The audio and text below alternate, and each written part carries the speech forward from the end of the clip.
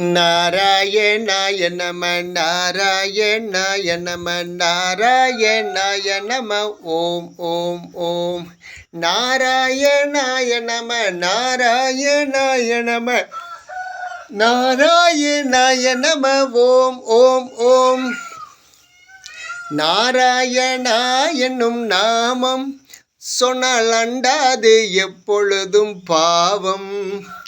நாராயணா என்னும் நாமம் சொன்னால் அண்டாது எப்பொழுதும் பாவம். சொல்ல சொல்ல மனதில் நேசம், சொல்ல சொல்ல மனதில் நேசம். காமம் குரோதம் எல்லாம் நம்மை விட்டு ஓடும் சொல்லு, காமம் குரோதம் எல்லாம் நம்மை விட்டு ஓடும் சொல்லு. நாராயணாய நம நாராயணாய நம நாராயணாய நம ஓம் ஓம் ஓம் நாராயணாய நம நாராயணாய நம நாராயணாய நம ஓம் ஓம் ஓம். ஹரி ஓம். வணக்கம் அன்பு நெஞ்சங்களே. ராமாயணம் 28 இன்று. கரதூஷனை அழித்துவிட்டு கடும் கோபத்தோடு ராமன் அப்படியே சிங்கம் போல நிற்கிறான். ஆயிரக்கணக்கான வீரர்களை அழித்து அவன் காலையிலிருந்து மாலை வரை கடும் கோபத்தில் அத்தனை பேர்த்தையும் அழித்ததால் அவனை கட்டுப்படுத்த முடியவில்லை. அவனுடைய கோபம், கண்கள் சிவந்து நிற்கின்றன, அவனுடைய முகம் கோபத்தில் சிவந்திருக்கின்றன. அப்போது ஓடி வந்து லட்சுமணனும் சீதாவும், அண்ணா எல்லாம் அழிந்து விட்டார்கள், அமைதி கொள்ளுங்கள் என்கிறார்கள். அப்போது சீதை ஓடி வந்து தன் கணவனை கட்டி அணைத்து நெஞ்சோடு ஒட்டி, என்னங்க அமைதி கொள்ளுங்கள் என்று ஆறுதல் படுத்துகிறார்கள். அதற்கு பின்னால் மெல்ல மெல்ல அவருடைய அந்த ஆங்காரம் அதாவது கோபம் தணிந்து அமைதிக்கு வருகிறார். இப்போ இந்த ஜனஸ்தானத்தில் இருந்த இந்த ராவணனுடைய தம்பிகளான கரதூஷன், அவனுடைய படைத்தளபதி திரிசிரஸ், இவங்க எல்லாம் அழிந்த பின்னாடி இந்த ஏரியாவில் யாருமே அரக்கர்கள்டம் இல்லை என்ற ஒரு நிலை ஏற்பட்டது. இந்த நிலையில் ராவணேஸ்வரன் அரண்மனையில் அவனுடைய அரசபையில் சிம்மாசனத்தில் ராவணன் உட்கார்ந்திருக்கிறான். அவனுடைய மந்திரிகளும் சகோதரர்களும் அந்த அரண்மனையில் உட்கார்ந்திருக்கிறார்கள். அப்போது அகம்படன் என்ற ஒரு அரக்கன் ஓடுகிறான். அபயம் ராவணேஸ்வரா அபயம், ராவணேஸ்வரா அபயம் என்று ஓடுகிறான். ஜனஸ்தானத்தில் அங்கே எல்லாரும் அழிந்து விட்டார்கள். உங்கள் சகோதரர்களான கரன், தூஷன், அவருடைய வீரர்கள் 15,000 பேர் கொண்ட அவருடைய படை எல்லாம் அழிந்தது. ஒரே ஒருத்தன் ராமன் என்ற ஒரே ஒரு மனிதன் எல்லாத்தையும் அழித்து விட்டார் அப்படின்னு சொல்றார். டேய், என்னடா சொல்ற? என் படையை, என் சகோதரர்களை அழித்து விட்டார்களா அப்படின்னு கோபத்தோடு ராவணன் எந்திரிக்கிறான். அப்போது மன்னிக்க வேண்டும் மகாராஜா, ஆனால் உண்மை அதுதான். நேர்கொண்டு என்ன நடந்தது என்று நான் சொல்கிறேன். நீங்கள் வந்து எனக்கு அபயம் கொடுத்தாலே ஒழிய, இல்லாட்டி நான் சொல்ல மாட்டேங்கிறான். பயந்து நடுங்கிறான் ராவணன் முகத்தை பார்த்துட்டு. ராவணனும் கொஞ்சம் சரி சொல் அப்படிங்கிறான். அப்போது சொல்கிறான், இந்த மாதிரி ராமன், லட்சுமணன் என்ற 2 பேர் அங்கே தசரத மன்னனுடைய மைந்தர்களாம். அவர்கள் 14 வருஷம் காட்டில் வாழ்கிறதுக்காக இந்த இடத்தில் வந்து நம்ம ஜனஸ்தானத்தில் தங்கியிருக்கிறார்கள். பஞ்சவடி என்ற இடத்தில் அழகான பெண் ஒன்று அவங்க கூட இருக்கிறது. இதனால் நம்ம ஜனஸ்தானத்தில் தங்கிறதுனால 2 பேர்த்துக்கும் சண்டை ஏற்படுகிறது.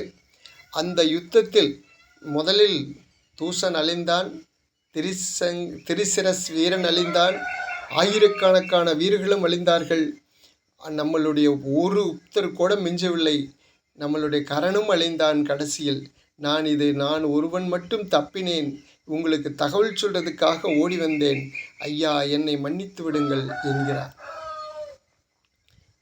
சரி, யுத்தம் முடிந்தது, போய்விடுங்கள் அப்படிங்கிறார். அப்போ எல்லாரும் போயிட்டாங்க. ராவணன் வந்து கண்கள் சிவந்து கோபத்தோடு இருக்கிறான். இதை எப்படி தெரிந்து கொள்வது? எல்லாரும் அழிந்து விட்டார்கள் என்றால் அப்போ அங்கே யாருமே இல்லையா என்ற எண்ணத்தோடு அப்படியே அமைதியாக இருக்கிறான். அவனுக்கு தூக்கம் வரவில்லை. ஒரு மனிதர்கள் இப்படி செய்கிறார்களா?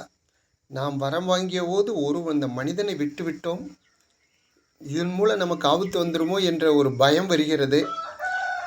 இருந்தாலும் அவன் தன்னுடைய மாய ரதமான கோவூர் கழுதை பூட்டிய அந்த புஷ்ப மாய விமானத்தில் ஏறி மெல்ல ஜனஸ்தானத்தில் வந்து இறங்குகிறான். அங்கே ரொம்ப நாளாக வாழ்ந்து கொண்டிருக்கிற தன்னுடைய உறவுக்காரனான மாரிசனை பார்க்கிறான். மாரிசன் ராவணனை பார்த்தவுடன், வாருங்கள் வாருங்கள், என்னை பார்க்க இவ்வளவு தூரம் சொல்லியிருந்தால் நானே வந்து பார்த்திருப்பனே, நீங்கள் இவ்வளவு தூரம் வர வேண்டியதில்லையே என்றார். எனக்கு மனசில் குழப்பம் இருக்கிறது மாமா, ஆகவே உன்னை பார்க்க வந்தேன். ராவணனுக்கு குழப்பமா? ராவணேஸ்வரனுக்கு குழப்பமா? இது என்னது? ஆமாம், ஜனஸ்தானத்தில் நமது ஒன்றுவிட்ட சகோதரர்களான கரண், தூஷன் மற்றும் அவனுடைய 15,000 வீரர்கள் எல்லாம் இங்கு இருந்தார்கள். இந்த வனத்தை பார்த்து கொண்டிருந்தார்கள். யாரோ 2 மனிதர்களாம், ராம லட்சுமணன், அவர்களுக்கும் இவனுக்கும் யுத்தம் ஆரம்பித்து நம்மளுடைய 15,000 வீரர்களோட நம்ம சகோதரர்களையும் அழித்து விட்டானாம் ஒரே ஒருத்தன் அம்பென்ற பானத்தால். எனக்கே ஆச்சரியமாக இருக்கிறது. ஆகவே அவன் எப்படி என்று தெரிந்து கொண்டு போகலாம் என்பதற்காகத்தான் வந்தேன்.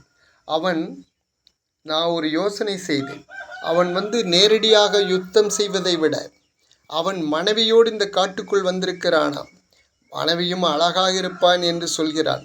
ஆகவே அவன் மனைவியை தூக்கி கொண்டு போய்விட்டால் இவன் காணவில்லையே, மனைவியை காணவில்லையே என்று தவித்து செத்து விடுவான் இல்லையா? அவனிடம் ஏன் யுத்தம் செய்ய வேண்டும்? அதற்கு முன்னால் இந்த ஜனஸ்தானத்தில் மட்டுமல்ல, 4 உலகங்களையும் நன்கு அறிந்தவர்கள் நீங்கள். ஆகவே உங்களிடம் ஒரு யோசனை கேட்கலாம் என்று வந்தேன் என்கிறான். மாரிசன் ராமன் என்று சொன்னவுடன் அவன் கால்கையெல்லாம் நடுங்க ஆரம்பித்து விட்டது. ஏனென்றால் விஸ்வாமுத்திரர் நடத்திய அந்த யாக குண்டத்தில் இந்த மாரிசனும் சுபாகு 2 பேரும் சேர்ந்துதான் அந்த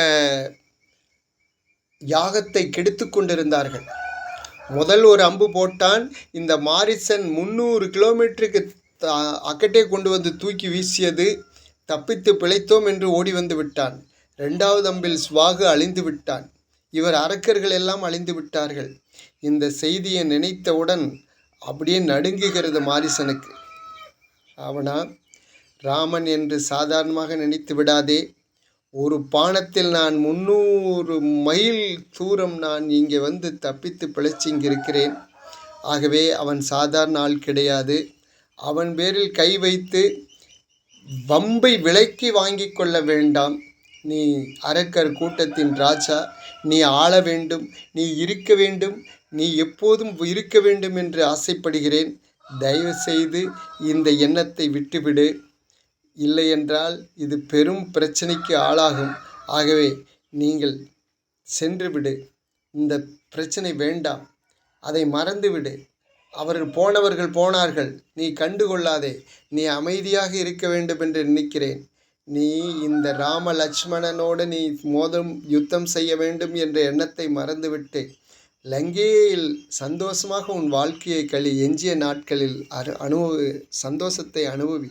அதை விட்டு இவர்களிடம் நீ யுத்தம் செய்ய வேண்டும் என்று நினைத்தால் உனக்கு துக்கம் வந்துவிட்டது என்று அர்த்தம். ஆகவே வேண்டாம், இந்த எண்ணத்தை கைவிட்டு நீ திரும்பிச் செல் என்று உபதேசம் செய்கிறான் மாரிசன். அதை ஏற்றுக்கொண்டு ராவணன் ஒரு வழியாக இலங்கைக்கு சென்று விடுகிறான். இலங்கைக்கு சென்று சபையில் உட்கார்ந்திருக்கிறான். அப்போது, ஐயோ, என்னுடைய இந்த கோர நிலையை பாருங்கள், இதை கேட்கறதுக்கு ஆளே இல்லையா? இதை கேட்கறதுக்கு இங்கே வீரர்கள் இல்லையா? என் மூக்கை அறுத்து விட்டான் ஒரு மனிதன். நான் என்ன பாவம் செய்தேன்? நான் போய்கொண்டிருக்கும் போது 2 மனிதர்கள் இருந்தார்கள். அழகான ஒரு பெண் இருந்தாள். இந்த அழகான பெண் இந்த ராமணேஸ்வரனோட பக்கத்தில் அல்லவா இருக்க வேண்டும்? இவங்கிட்ட இருக்கலாமா என்று எண்ணத்தோடு அவளை தூக்கி கொண்டு வந்து ராவணேஸ்வரனை கொடுக்கலாம் என்று நான் தூக்கப் போனேன். அதுக்காக ஒரு மனிதன் 2 பேர் ராம லட்சுமணன் என்று 2 பேர் இருக்கிறார்கள். அதில் சின்னவன் தன்னுடைய வாளை எடுத்து என்னுடைய அங்கத்தை சேதப்படுத்தி என்னை அவமானப்படுத்தி விட்டான். ராவணனுடைய தங்கை என்று தெரிந்தும் அவமானப்படுத்தி விட்டான். இந்த அவமானத்துக்கு மேல் நான் உயிரோடு இருக்கிறேன் என்றால் இந்த தகவலை உனக்கு சொல்ல வேண்டும், அவர்கள் 2 பேரும் அழிக்க வேண்டும் என்ற ஒரு ஆவேசத்தில் நான் இன்னும் உயிரோடு இருக்கிறேன். ஆனால் இந்த செய்தி கேள்விப்பட்டும் கூட இன்னும் அமைதியாக லங்கையில் அமர்ந்திருக்கிறான் ராவணன் என்றால் ராவணனுக்கு எங்கே போயிற்று? அந்த அரக்க குணம் எங்கே போயிற்று? அந்த ரோசம் எங்கே போயிற்று? நாமெல்லாம் வீரமாக இருக்கிறோமா? அரக்க வீரனாகத்தான் இருக்கிறானா என்று உஸ்பேத்தினால் சூர்பனகை. அப்போது எல்லாத்தையும் சென்று சபையெல்லாம் கலைந்தது. எல்லாரும் செல்லுங்கள் என்று சொல்லிவிட்டான் ராவணன். மற்றவங்க எல்லாம் சொல்லிட்டாங்க, போயிட்டாங்க. அப்போது சூர்பனகையை கூப்பிட்டு, ஜனஸ்தானத்துக்கு நீ எதற்காக போனாய், என்ன நடந்தது என்போது அவள் சொல்கிறா, நான் அந்த வழியாக போனேன், அந்த அழகான பெண்ணை பார்த்துட்டு அவளை உன் பக்கத்தில் கொண்டு வந்து வைக்கணும்னு நான் தூக்க போனேங்கிறா. அதாவது இவ காம எண்ணத்தோட ராமனையோ லக்ஷ்மணனையோ கல்யாணம் பண்ணணுங்கிற காதலிக்கணுங்கிற எண்ணத்தோடு போயிட்டு அது நடக்காததுனால சீதா இவதான் இருந்ததுனால இடைஞ்சல்னு சொல்லி சீதையை பிடிக்க போய்தான் இந்த நிலை ஏற்பட்டது. ஆனால் இதை மறைத்து தன்னுடைய சுய லாபத்துக்காக தன்னை அவமானப்படுத்தியவர்களை அழிக்க வேண்டும் என்பதற்காக இவனை ராவணனிடம் அப்படியே கதையை மாற்றி சொல்கிறான். எப்பவுமே ஒரு பிரச்சனையை ஒருத்தர் சொல்கிறா அப்படின்னா உடனே நம்ம அதை கேட்டுட்டு நடவடிக்கை எடுக்கக்கூடாது. அதனால தான் சொல்லுவாங்க, கண்ணில் பார்ப்பதும் போய் காதால் கேட்பதும் போய் தீர விசாரிப்பதே மெய்யம்.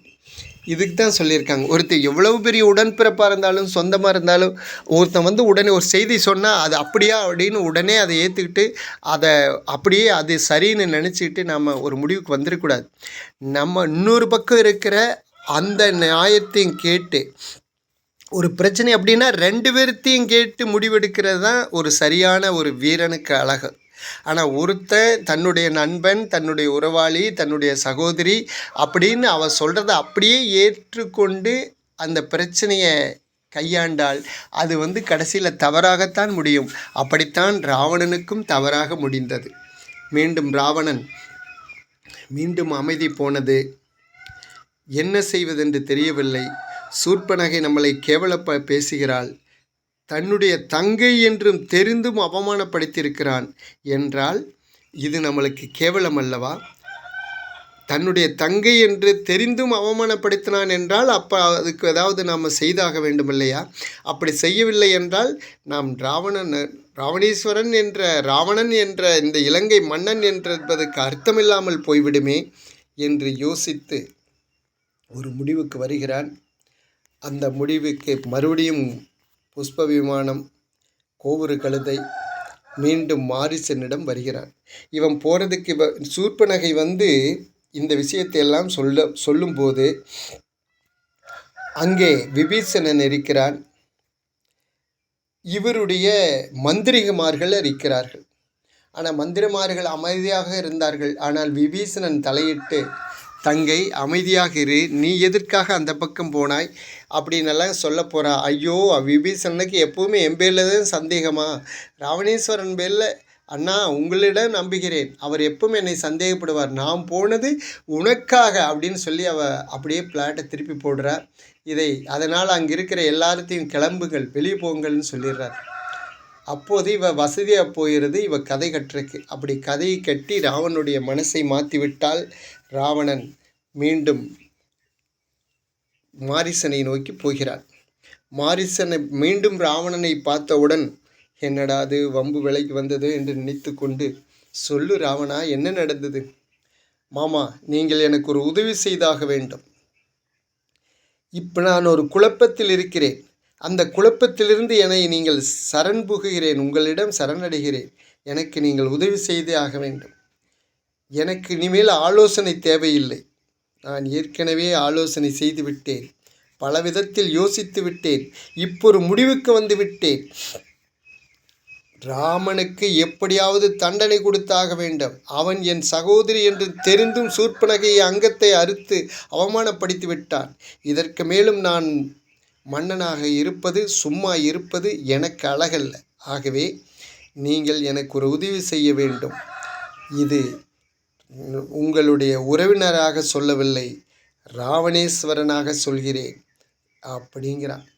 அப்போவே மாரிசன் நினைக்கிறான், உன் விதி உன்னை கட்டி இழுத்து கொண்டு வருகிறது. ஆகவே நீ மட்டுமல்ல, அரக்க சமுதாயமே அழியக்கூடிய நாள் நெருங்கிவிட்டது. இதை யார் தடுக்க முடியும் என்று மனதில் நினைத்து கொண்டான். சரி சொல்லுங்கள் மன்னாங்கிறான். நான் எப்படியாவது அந்த சீதையை நான் தூக்கி செல்ல வேண்டும். அந்த ராமனும் லட்சுமணனும் தவித்து அலைந்து தெரிந்து சாக வேண்டும். அவளை தூக்கி கொண்டு நான் இலங்கைக்கு போய்விட்டால் இந்த கடலை தாண்டி அவர்கள் ஒரு நாளும் வர முடியாது. ஆகவே அவர்கள் அதை ஏங்கி நினைத்து அழிந்து விடுவார்கள். அப்போது அனுதாபத்தோடு, காணவில்லையே என்ற தவிப்போடு, அவங்க 2 பேரும் சோறு இல்லாமல் தண்ணி இல்லாமல் துடிக்கும்போது நான் அவர்களை ஈஸியாக அழித்து விடலாம். ஆகவே நீங்கள் அந்த சீதையை தூக்குவதற்கு வழி செய்யுங்கள். நீங்கள் அழகான ஒரு பொன்மானாக மாறி சீதை முன்னாடி போய் நில்லுங்கள். அவள் எப்படியும் உங்களை ஆசைப்படுவாள். அதை பிடித்துத்தார் என்று கேட்பாள். ராமனோ லட்சுமணனோ அதை பிடிக்க வந்தார்கள் என்றால் அவர்கள் கொஞ்சம் விளையாட்டு காட்டி தூர அழைத்து சென்று விடுங்கள். அப்போது சீதை தனியாக இருப்பாள். அப்போது நான் வந்து கவர்ந்து தூக்கி செல்கிறேன். இதுதான் என்னுடைய திட்டம் என்கிறான் மாரிசன். நமக்கு காலம் நெருங்கி விட்டது. எனக்கு மரணம் வந்து அழைக்கிறது. நான் போகிறேன், உத்தரவு மகாராஜா என்று சொல்லிவிட்டு மாரிசன் கிளம்புகிறான் ராமன் இருக்கும் பஞ்சவடி. மற்றதை நாளை பார்ப்போம் நண்பர்களே. நன்மையும் செல்வமும் நாளும் நல்குமே, திண்மையும் பாவமும் சிதைந்து தேயுமே, ஜென்மமும் மரணமும் இன்றி தீருமே, இன்மையே ராமா என்ற 2 எழுத்தினாலே, இன்மையே ராமா என்ற 2 எழுத்தினாலே. ஸ்ரீராம ராம ராமேதி ரமே ராமே மனோரமே, சகஸ்ரநாம தத்துல்யம் ராமநாம வரணனே. ராம் ராம் ராம்.